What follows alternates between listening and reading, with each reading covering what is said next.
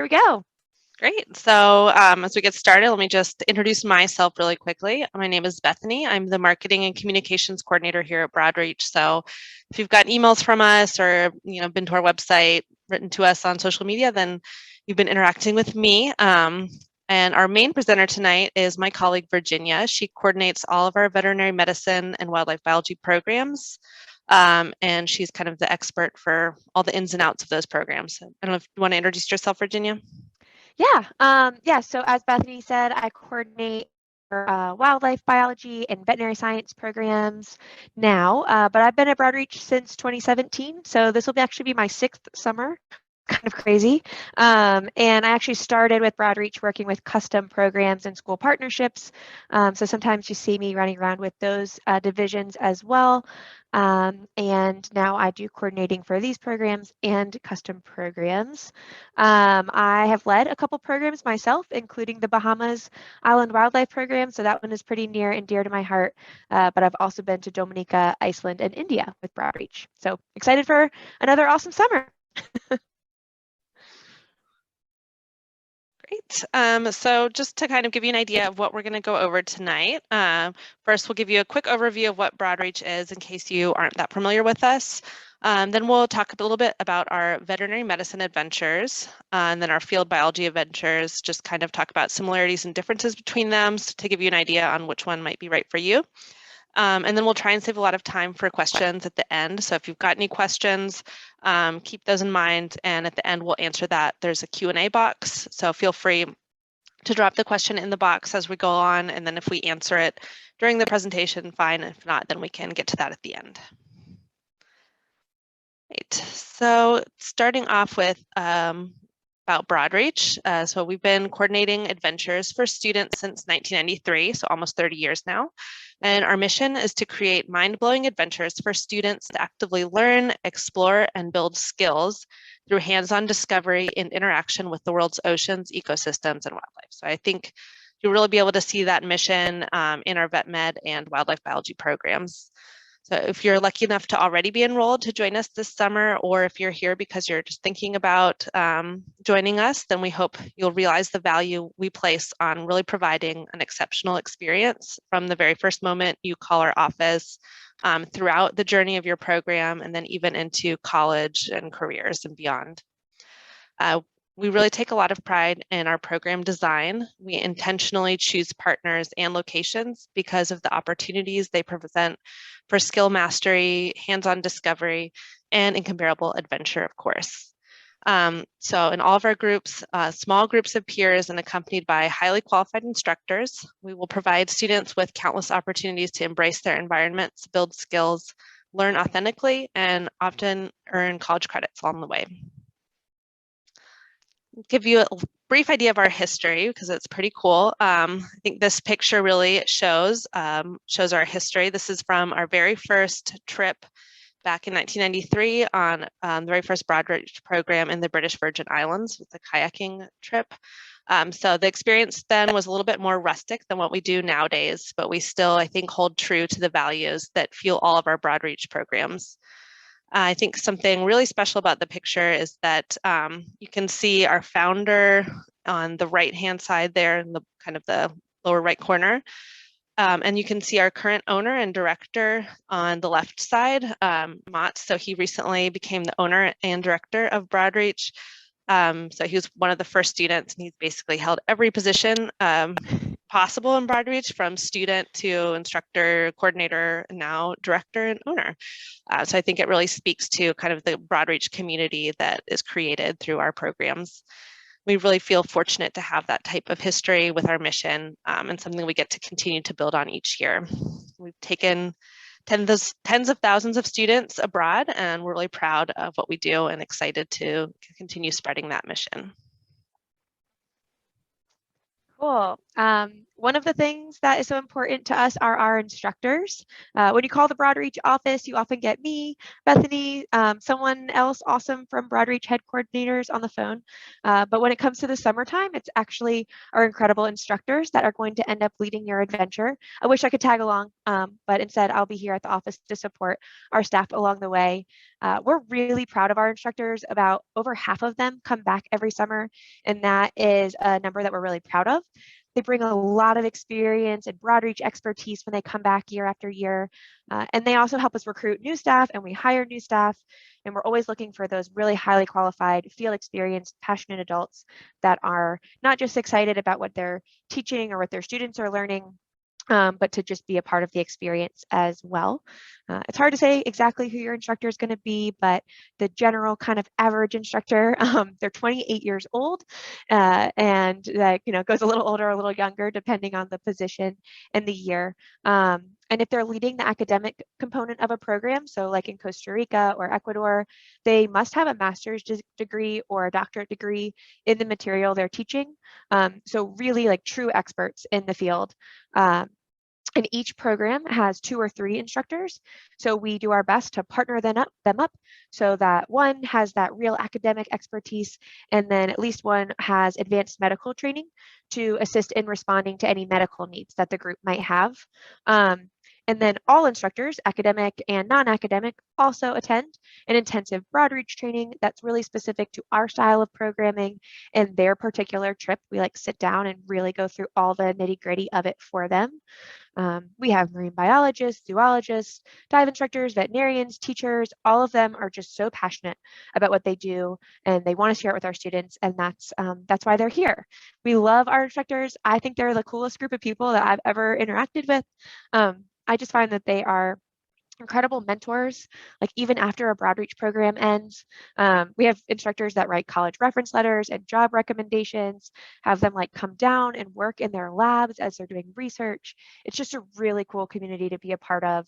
And it's just really neat to have students be able to match up with them at this point, kind of in their stage of their college decision and career building time, and they can really pursue their passion. Along with that is our academic approach. So our goal on program is that you have way more fun than you ever thought would be possible. We definitely know that students are learning on program, but it is in the most fun way. We really believe in the value of learning by doing, by being presented with authentic experiences, and by just chasing like that natural curiosity that being in a new location gives us. So we design our courses to be really fun and dynamic and active and full of those hands-on opportunities. You'll find on program that most days tend to have like a theme, and then if you have a lesson, that it's often paired with an activity that allows you to apply what you were talking about. So it should feel really different than that structured classroom style setting that you're used to, whether you're in middle school or high school, because we're constantly surrounded by opportunities to gain understanding, to ask questions, to explore, and just get that really in-depth hands-on learning done.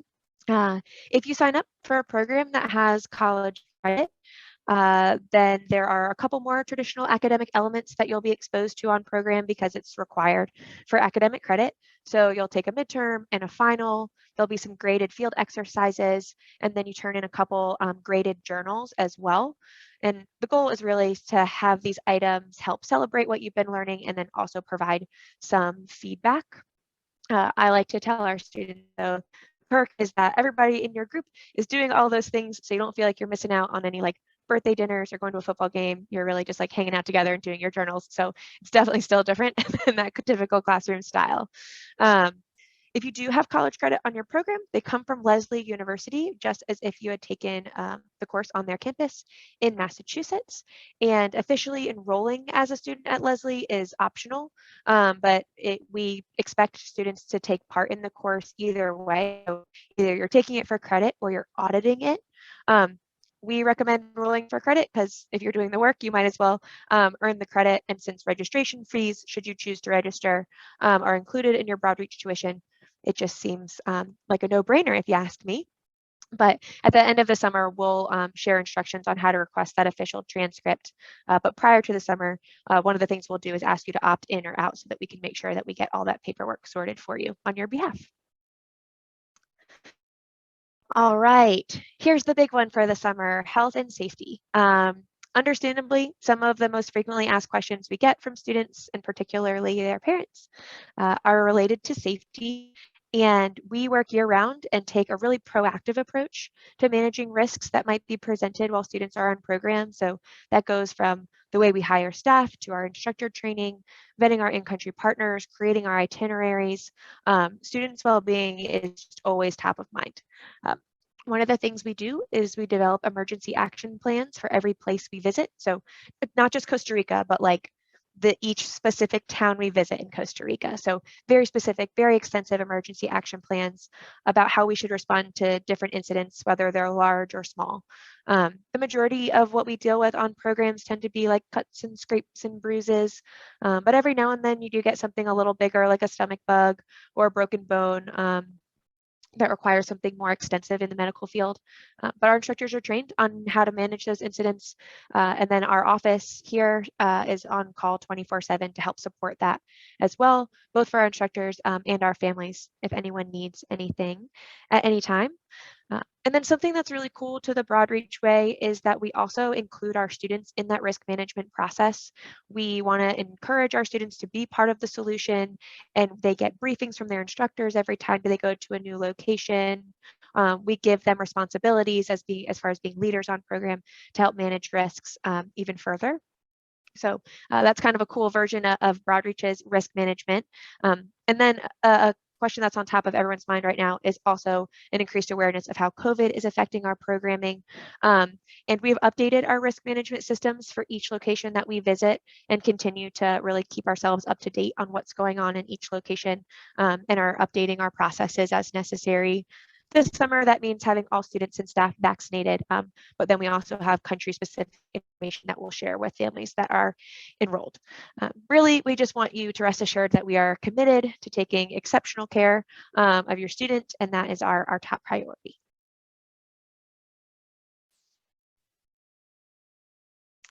Great. So if you're considering signing up for a program, hopefully this webinar will be a great place for you to start. Of course, if you have other questions or doubts, we'd love to talk to you more in depth about your goals for the summer to help you decide. We are entering our busiest enrollment season right now, kind of March and April. Things start to fill up pretty quick.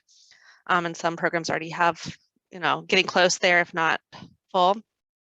So it's a great time to go ahead and think about making a decision if you think a Broadreach adventure is right for you. So we're going to dive into some of the specifics of each of the veterinary and wildlife programs we're offering this coming summer, starting with the vet adventures, to give you an idea of what to expect. Yeah, so our vet adventures are really designed to get hands-on with animals and to learn from different animal care professionals. So the first one we have is our Bahamas Island Wildlife Explorer or Bahamas Veterinary and Wildlife Care. We have two different names depending on whether you're a middle schooler or high schooler, but it's a very similar program either way. It's an introductory level program. It's 12 days and they go by like really fast. Like I mentioned, this is the one that I led a couple summers ago. And by the time you're really getting in the groove, it's time to go. And it's kind of sad, but it's also what makes it fun. We have 2 sessions for high school students. And then a session for middle school students. It's also the only program that we're offering this summer for middle school students. Each group is a max of 12. And so once they're full, they're full. We don't run like simultaneous programs. It's just 12 students for Broadreach. And then once they head out, we have the other group come. We have a partnership with a local conservation center in New Providence, which is where our group pretty much has daily interactions with staff and that care with the animals and also the animals themselves. So it's a cool partnership that we have going on there. They're famous for their marching flamingos, which is one of my favorite facts. And then they also have different rescue and rehabilitation animals that they work with for wildlife. So like we got to work closely with raccoons when I was there. Our other big partner is the Humane Society, and they are just across the street. It's the main island clinic for cats and dogs, and then they also run a rescue center that's there for adoptable pets. So we get some really cool insight into what's going on with animal health on the island. And then we also get to partner through the conservation center with some of the island's aquatic animal tourism and husbandry, as well as some exposure to farm animals like pigs and goats. So it's a really nice, like broad example of different animals that you can work with and different ways you can work with them. Throughout the program, we also get to go kayaking, we do a bunch of snorkeling, we go to the beach. The group stays in a vacation rental home, so we really get this like nice family style experience, and it's just a really awesome first international travel experience and exposure to the world of animal care, since there's a really nice mix of things that will feel familiar to students, but also unfamiliar when it comes to working with animals and going on adventures. All right, our a little longer and more intensive veterinary program is in Costa Rica. Um, it is a really well-rounded experience with a lot of exposure to different sides of the veterinary field. We work with farm animals, horses, local wildlife, domestic animals, exotic animals, and all the people that go along with that. Um, and it is our longest continually running veterinary experience. So we just have like really awesome partners that we love over there. It is 22 days long, and it is a ton of hands-on experience. This is like a full-on touching the animals every day kind of deal. Includes work with wildlife rescue centers, where we often create cage enrichment activities. We assist with physical exams, and we also support the staff with other procedures that might be going on. And we also dedicate a portion of the program to working with farm animals, doing palpations on cattle, visiting other animals in the farm's care. We work with an eco resort that has an equine support team. And so like last year, they got to practice blood draws. It was like a competition if you could do it with one hand or you had to use two. And then they did dental exams. They also work with a veterinary clinic that specializes in sterilization surgeries. So just like so much exposure, lots of practice. And this one is our college credit option in the veterinary field. It's 3 college credits. So it's a really great option for students that are working towards towards like a college program and beyond that, because of like the amount of animal hours that they get. I love it too, because the group comes home from Costa Rica feeling like they actually saw Costa Rica. They get to visit like 5 different locations, moving every 3 to 5 days. We go whitewater rafting, canyoning, ziplining, surfing, hot springs, horseback riding. It's like all of the things rolled into one, and it's just a really unique opportunity to get these like-minded peers together in one place, pursuing their passion, learning together, and also going on an adventure. Right, so if you're kind of, interested in vet med, not sure which of the two, both of the programs, of course, are a lot of fun, and both definitely help students gain a greater understanding of animal care and career paths related to animals. But the Costa Rica program is definitely more intense and probably the best fit for students who are strongly considering a career in veterinary science. And the Bahamas program is a better fit for students who may be newer to travel, or may still be deciding if they want to work in animal care, just maybe love animals. So both great options, but maybe for different type of student. Right, and then we have 2 wildlife biology programs that we're offering this summer. And these are a chance to learn more about the animals and like their natural environment that surrounds them. So these are great for students that want to explore, ask questions, and go to some really awesome places. Again, back to Costa Rica for our sea turtle and marine conservation program. Broadreach has run a variety of different like sea turtle studies programs in a couple of different countries. I was fortunate enough to lead one in Dominica, actually, but I am super excited. It's coming back to Costa Rica this year. There is just so much to learn from the way that Costa Rica leads the world in ecotourism, conservation, and sea turtles are like the perfect vehicle to gain that understanding, since they're so threatened, but also so cute. Can track them. Like it's just really neat the way we can learn about what our efforts do through sea turtles. For this program, it is 21 days, and we start by working our way to the Caribbean coast, doing some adventures along the way, of course. The Caribbean coast is not great for swimming, but that means it's great for sea turtles and wildlife. So that's why we head over there. We work with the research station that's out there and stay in their dorms. We'll work in their turtle hatchery, explore their trails, check their camera traps, and like learn about what efforts they are taking to improving turtle populations, as well as some other nearby at-risk species. It's like a really cool bird that they only nests there. So they are very excited to show us about this bird. And then after being on the Caribbean coast, we'll work our way back towards the capital and then over to the Pacific coast, of course, doing adventures along the way, where we stay at a different research station, which is on a beach that is much better for snorkeling. So we'll get some more in the water time out there. There's also some really cool like tidal pools to go exploring.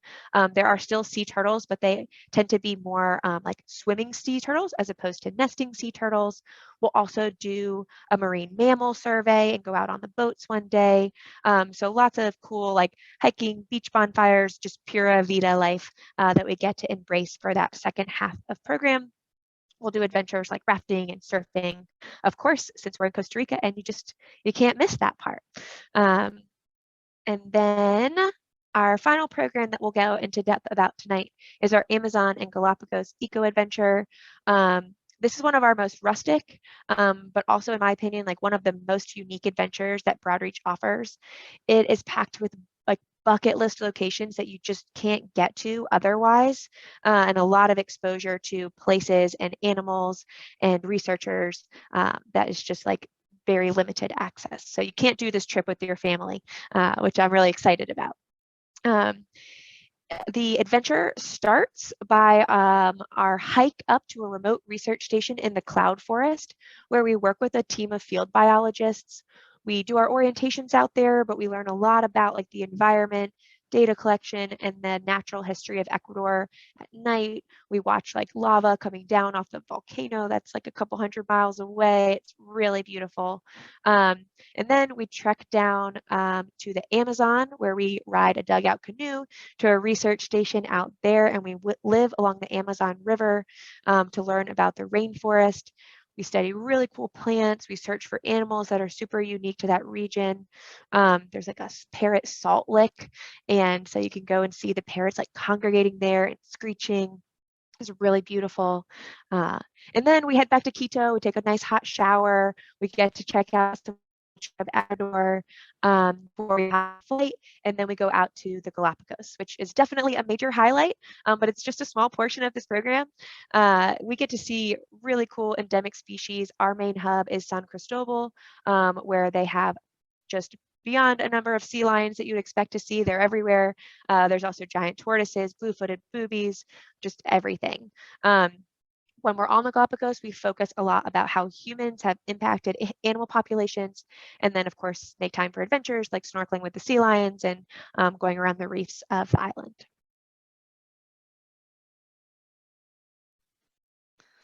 All right, so both very unique and pretty amazing programs, in my opinion, in their own way. So they're both going to be great for students that enjoy wildlife, observing wildlife in their natural habitats. We explore really interesting, kind of off the beaten path places that you wouldn't get to experience without not being with Broadreach, and learn about what makes them so special. I guess as far as differences, the program in Ecuador is a bit more rustic, and it's also important to note that it does have an age minimum. So our partner in the Amazon requires all participants to be at least 16. So that's something to keep in mind. If you can't decide, I would think about what types of environment and species you're most drawn to. So Costa Rica would be more beach focused with more marine animal specialties. In Ecuador, a lot of forests and more about biology and ecology versus conservation. So if you just love animals and you're trying to figure out if it's vet med or wildlife biology, that's more your speed. Of course, call us, we can talk about it. But some good things to think about as you're making that distinction is that our vet programs are designed to present students with hands-on opportunities that they often don't have until later in their academic career. So we're really trying to like mirror what that would look like to be pursuing a veterinary path, because it's just a really key decision. You might choose a different college or summer job or like internship based on whether or not that's something you're pursuing.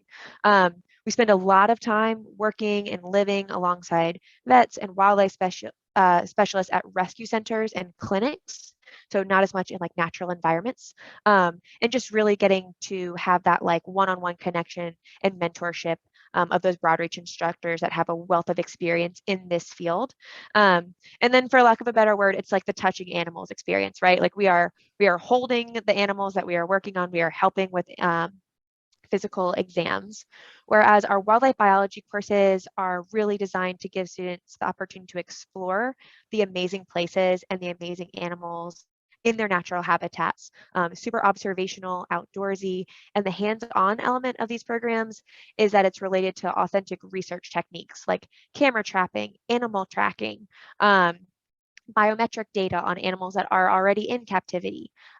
You might hold like a giant earthworm or something, or get to like touch a bird's wing if we do some animal netting, but it's much of a like less animal touching and a lot more observational in that sense. Either way, wrong if you ask me, if you are curious, you like to ask questions, and you like to learn about animals, you're not going to go wrong. Yeah, sign me up for all of them. Right. I tell people frequently that even though I have no desire to be a vet in my personal life or a field biologist, I would 100% sign up to lead or go be a student on any of these programs, because I just think you learn a lot and that is a cool thing to do. So that's my 2 cents. Great. Well, I know we've already got some questions, a couple questions in the question box, but if you've thought of any more or you think more as we are talking, feel free to leave those there. I'll go ahead and get started with a couple that were sent in. One asks, where in Nassau, Bahamas do the kids stay on our Bahamas program? Good question. So in the Bahamas, we stay at a vacation rental home, which we choose based on the group that enrolls. So this year we have a couple of different homes that we're renting that are primarily on the eastern shore. So they have great access to the beach. The students will share bedrooms with other students of the same gender, but everybody will be in the same house along with the instructors, which I think is really cool because they'll cook all their like breakfasts, they'll pack their lunches together, and then sometimes we'll cook dinners at home and sometimes we'll go out, but they create a really nice kind of jumping off point for our group to have that house that's all to ourselves. And another one, do siblings stay together? So that'll depend on the age of the siblings. Our middle school programs are for students that are currently enrolled in 6th, 7th, or 8th grade. So in the summertime, that looks like rising 7th, 8th, and 9th graders. Our high school programs are open to current freshmen through seniors. So in the summer, rising 10th, 11th, 12th, and recent graduates. So if you've got siblings that are in the same, that are both in middle school or both in high school, then we would keep them together. There are not separate groups for Broadreach. If we're running a program, then those are the only 12 Broadreach students that are in the country at that time. If you wanted to split up your high school students, they happen to be, both in high school, but they didn't want to travel together, then you would have to choose separate dates. Okay, related to middle school versus high school, there's one about the differences between high school and middle school programs. I guess in this case, maybe the difference between the Bahamas program, since that is the only one that's offered for both. Yeah. So yeah, the Bahamas program would be the only one that has like a direct relationship as far as middle school and high school goes. And as far as like looking at a general itinerary, there is no difference. They're doing all of the same activities. They'll have the same amount of like hands-on experience with the different animals. What's gonna be the most different is probably like the depth of like content that they can go into because of just the experience students have and the kinds of questions that they bring to the table. But really we're breaking students up based on age because it creates like that good peer relationships and group dynamics. But as far as the itinerary goes, it's going to be pretty similar. Great. There's one, I answered it in the chat. I sent a link with, but just talking a little bit about the COVID protocols. Yeah, so as far as Broadreach goes, like I mentioned, we're asking all students and staff to be vaccinated this summer against COVID. That helps manage health risk, but also itinerary impacts because there, as everybody knows at this point, just regulations are constantly changing. And so being as protected as possible allows us like the most access to our itineraries without anything unexpected popping up like a testing requirement if you're unvaccinated. We cover any testing that's required when we are in country. So if all of a sudden, you know, our wildlife rescue center says, hey, in order to work with us next week, we need everyone to have a negative test, Broadreach will handle that. We've got all of our clinics, have all of our contacts, and we'll make sure the students prepared for that. Same goes for testing when on the way home. But as far as testing prior to getting to program, that'll be on our families. And we'll ask that families do test just to be responsible travelers and that you're not carrying anything with you. Otherwise, protocols, when we are with each other, we really travel like a pod. That's always been the Broadreach way. And so since we're asking students to be vaccinated and also before travel, we will be able to let our guard down a little bit when it's just us. We won't need to wear masks and we'll really be around just ourselves. When we're interacting with other members of the community, whether it be vets or being at like a conservation center where there's other tourists around, then we'll like create that distance and mask up more to create like that extra space for transmission. And we'll follow any country regulations, of course. Great. We have one about the Costa Rica vet program asking, where do the kids in the Costa Rica program, the vet program stay? For the vet program, they stay in small guest houses. And so we move every 3 to 5 days, but they're all pretty similar. We tend to be the only people that are staying at those guest houses at the time, which is really nice. We kind of get to take over. And we often use like the dining hall or the pool as our classroom area, which is pretty fun. And we eat most of our meals at those guest houses as well. So we let them know ahead of time if there's any like dietary restrictions or preferences. And we've been staying at the same places for a long time now, so they really know how to serve us well. And we encourage, we're excited to go back to those places every year and give them our business. Most of the rooms that we stay in have 2 or 3 students sharing a room. And then often they have a bathroom that's connected as well. So students will again share rooms with other students of the same gender, and the instructors will be like either at either end of the hall or like in the middle. So they're always nearby as well. Awesome. Here's a big one. Are middle school students allowed a phone while on the trip? Good question. And it will be the same for middle school and high school. So everybody can hear this answer. Yes, they can bring a phone. We know that traveling internationally, especially on travel days, that those phones are really important. And so we understand that, and we encourage you to have a way to get in touch with your child on travel days. The way that Broadreach tries to find our balance of having students become immersed in the program while also having phones is that on the first night of program, we will take SIM cards out of each student's phone, and we hold on to those along with their passports and like any valuables that they want the instructors to hold on to during a little one-on-one check-in that we do. We know that taking out the SIM card disables data like texting and calling, but it doesn't disconnect Wi-Fi. And so we really use removing SIM cards as an opportunity to start the conversation about what appropriate technology use is, especially in places like Costa Rica where Wi-Fi is so abundant. We have to start setting ourselves some like regulations about what are appropriate hours to be on the phone, when should we put it away completely, when is it okay to be taking pictures, listening to music, when is it okay to be texting, and when shouldn't we? And so we have that conversation, and it's part of like the orientation that we have with our students. And at times the internet's also like really slow and our instructors need it to be able to contact people. So of course they're going to get priority when it comes to those things. To be honest, it's a lot harder for our parents to disconnect than the students, because the students are busy and having a really good time while the parents are sitting at home wondering if their students are busy and having a great time. So what we do for you guys back home is that we have one student from the group every day will write a blog post, and it will be sent to you as soon as it's posted, a link to read what the group's been up to for the day. And along with that comes a bunch of pictures. So you can follow along and know what's going on with your kid without needing to get like the frequent update. Awesome. So I think we've answered all the open questions. We do have a few more minutes, so if anyone else has something, they can feel free to type it in the Q&A box or the chat. Otherwise, we'll be respectful of everyone's evenings, let you start eating dinner or whatever else you have on the agenda for today. Yeah, and go ahead and snag my email address and our phone number. It's there for you on the screen. Since I coordinate all the programs, I've got lots of detailed info. Would be more than happy to pass along like references from past summers and help you all make your decisions for the summer. Great. Thank you guys so much for showing up tonight, this evening, and spending your evening with us. And we look forward to hearing from you. Thanks, everyone.